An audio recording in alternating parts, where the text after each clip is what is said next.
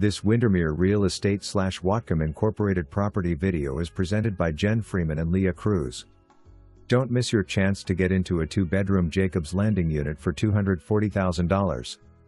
This flexible floor plan offers a bedroom and bathroom on both levels plus the open concept kitchen / dining / living space popular with the modern buyer.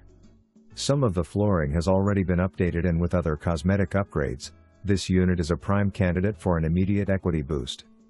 Delightful community amenities include an indoor pool for year-round use, hot tub, sports court and clubhouse.